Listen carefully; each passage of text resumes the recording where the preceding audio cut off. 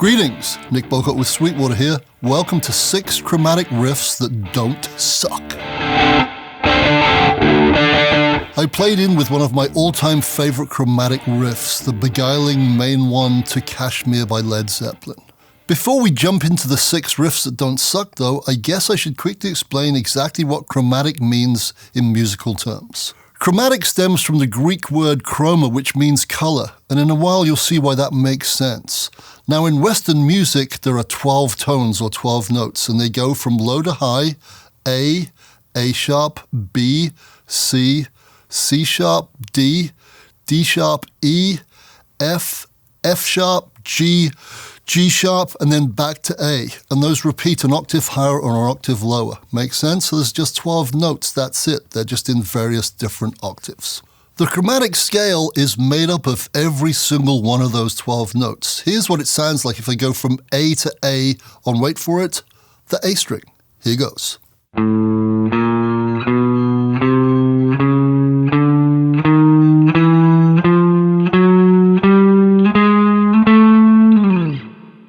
And the same applies on the reverse when I descend, so.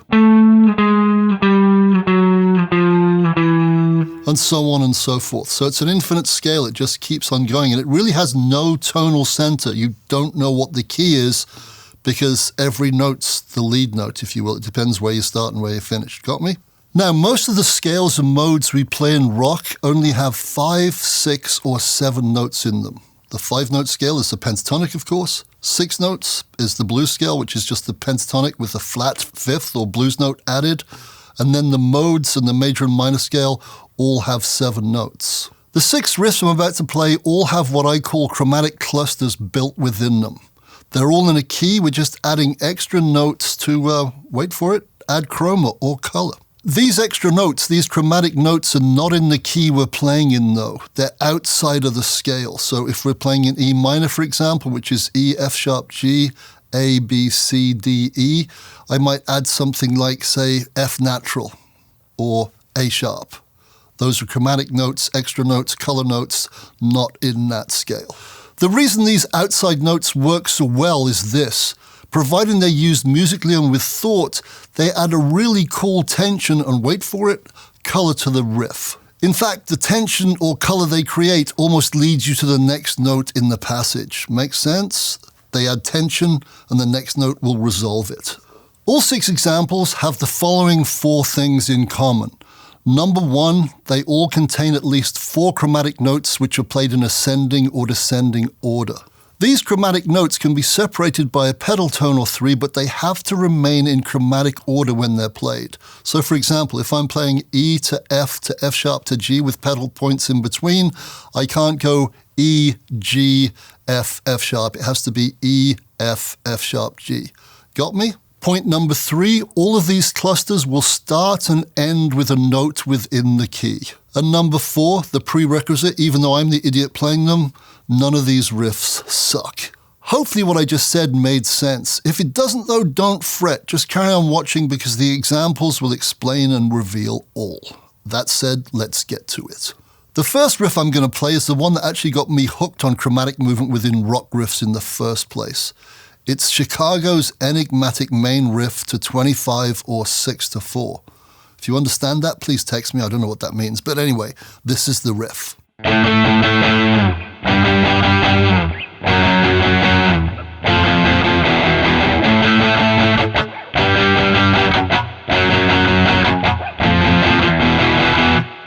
The key of the song is A minor, and the chromatic cluster within the riff descends from G to E. So it goes G, F sharp, F, and E, like this. Very James Bond-like. Now, the notes of A minor are A, B, C, D, E, F, G, then back to A. So the extra note, the chromatic note, the color note, if you will, is F sharp. And that's what gives it the tension, the edge. You kind of know it's got to finish on E from the tension that note creates. Another thing to bear in mind is this. The chromatic cluster starts on G and ends on E, so like I said, it starts and finishes on a diatonic note, i.e. a note within the scale or key we're playing within.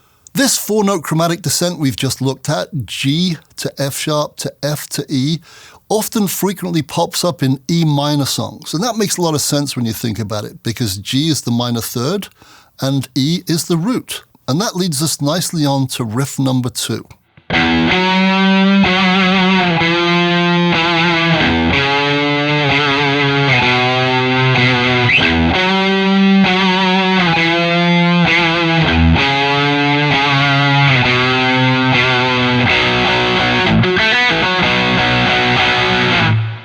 That, of course, was the epic main riff to Led Zeppelin's Dazed and Confused. And this E minor beauty not only contains one 4-note chromatic descent, it actually contains 2. One goes from G to E, as we've just discussed. The other one goes from D to B. And once again, the second one, just like the first, starts and finishes with diatonic notes, i.e. notes within E minor. One thing that adds to this riff's moody vibe is the first and third notes of each 4-note chromatic descent are played with bends from the note that follows them, half-step bends. So here's what the riff sounds like without the bends, so you can get it clearly in the head and visualize it a little bit better as being chromatic.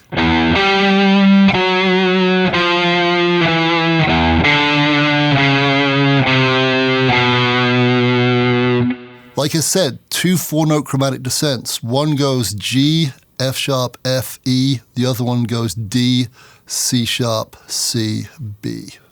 Nice stuff. Classic. And here it is with those beautiful half-step bends again. Well, played as well as I can.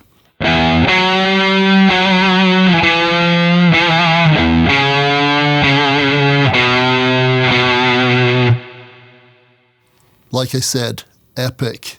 G, F sharp, F, E, D, C sharp, C, B. Beautiful, simple. Wish I wrote it, but I didn't. This minor key chromatic descent from the minor third to the root also works great in reverse, i.e. climbing from the root to the minor third. A great example of that is Them Bones by Alice in Chains. So by Digital Magic, I'm going to change my guitar, and let's hear that sucker.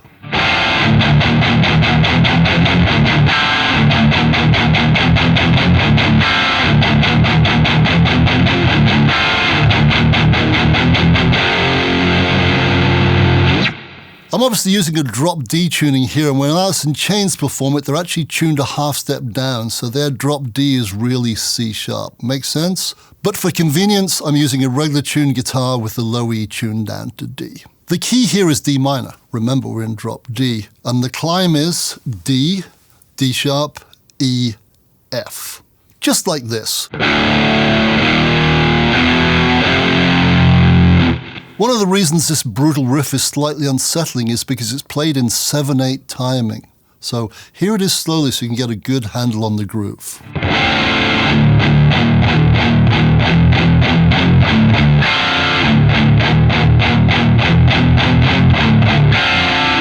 Definitely one of those riffs where the saying, if you can't hum it, you can't play it, definitely applies. Here it is one more time at tempo.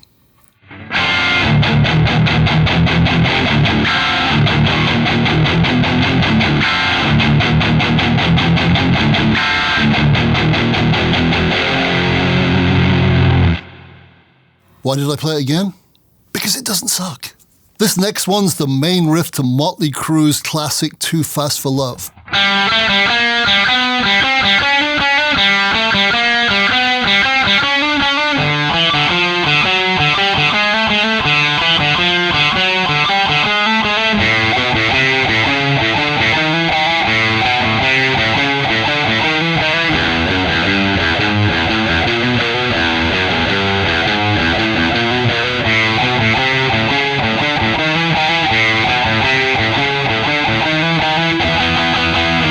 As you may have noticed, this Crue classic contains a 6-note chromatic ascent. It starts at the 2nd fret on the G string and climbs all the way up to the 7th fret, so that's 6 notes. Here is what it sounds like on the G string, played slowly twice.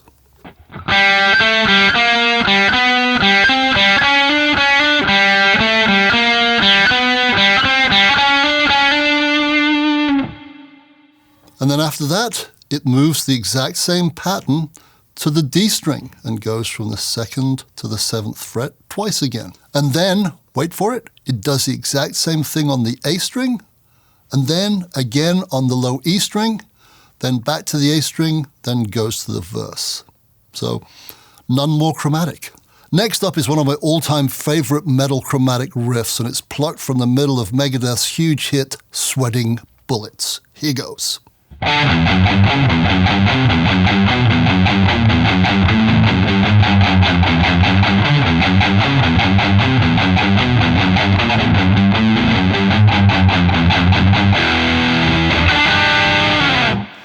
This mesmerizing E minor ditty has a repeating pedal point motif that goes E, F sharp, G, and it's palm muted. This is what it sounds like.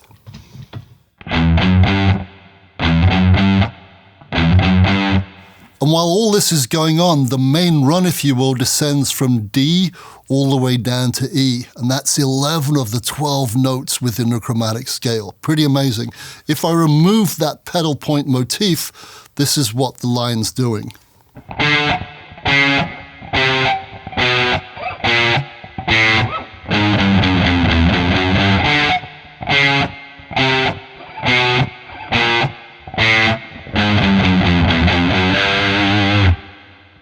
Like I said, 11 of the 12. Here's the whole riff played a little bit slower so you can hear it in context with the pedal point motif going on at the same time.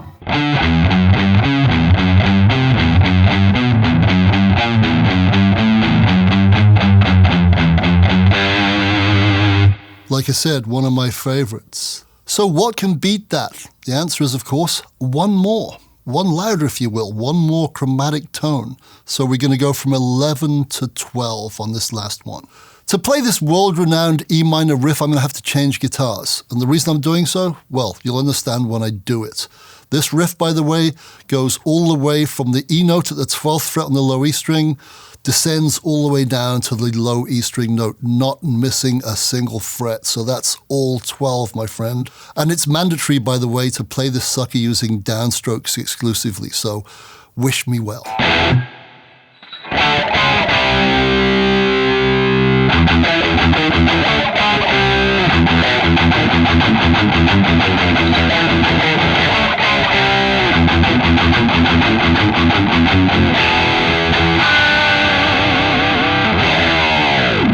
Yep, that was the opening to Metallica's metal masterpiece, Master of Puppets. And as already mentioned, this one goes all the way from the E note at the 12th fret on the low E string, all the way down one fret at a time to the open low E note. And not a fret is missed out.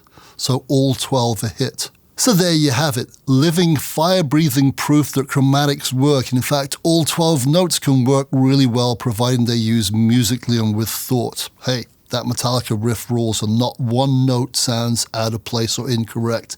Just perfect, tension-building metal magic. Here's the riff slowly.